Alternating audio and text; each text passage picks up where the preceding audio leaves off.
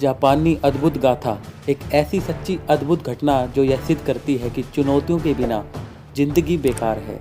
मुश्किलें ही हमें जीवन जीने की योग्यता देती हैं और हम उन्हीं से दूर भागना चाहते हैं। यह मेरा पसंदीदा उदाहरण है। जापानियों को ताज़ी मछली खाने का बेहद शौक है। दुर्भाग्य से जापान के आसपास के पानी में ताज़ी मछलियाँ कम होती जा रही थी।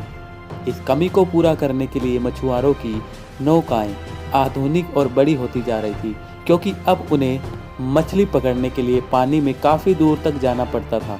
मुश्किल यह थी, जितनी दूर वे जाते उतना ही वक्त मछलियां लेकर वापस आने में भी लगता था।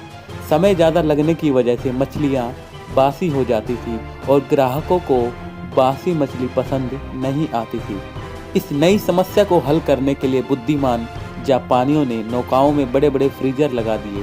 वे मछली पकड़ते और उन्हें फ्रिज में रख देते। उन्होंने सोचा कि मुश्किल हमेशा के लिए हल हो गई और इस खुशी में मछुआरों की कौम ने जमकर जश्न मनाया।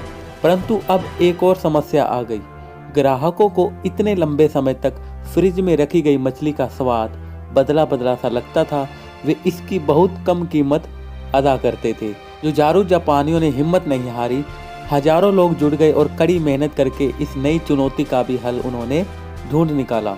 अब उन्हें नौकाओं में मछली घर बनवा दिए। वे मछली पकड़ते और उन्हें मछली घरों में भर देते। उन्हें लगा कि मछलियों को मछली घर में समुद्र जैसा ही लगेगा और यह समस्या हल हो जाएगी। लेकिन फिर एक नई समस्या आ गई। अब मछलियाँ कुछ समय तक तो हिलती, फिर जगह न होने की वजह से निढाल मुर्दा सी हो जाती थी। दुर्भाग्य से ग्राहकों को अब भी वे ताज़ी नहीं लगती थी। कई दिनों तक मछलियों के न हिलने की वजह से उनका ताज़ा स्वाद चला जाता था। इतनी चुनौतियों के बाद जापानी मछली उद्योग ने ऐसा क्या किया कि आज वे बेहद समृद्ध हैं? कैसे वो ताज़ी मछली जापान तक लाने में सक्षम हुए? सोचिए, क्या आपके पास कोई जवाब है? कमेंट करके जरूर बताइए। मित्रों, चुनौतियां ही इंसान की रचनात्मकता को उत्तेजित करती है, सवालों के नए नए हल को छूने पर मजबूर करती है और जापानियों ने इसका हल ढूंढ निकाला।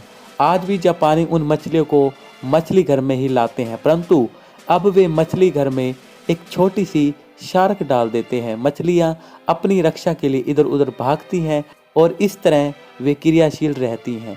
शार्क कुछ मछलियों को खा जाती है, परंतु बाकी मछलियां ताज़ी हालत में जापान पहुंचती हैं।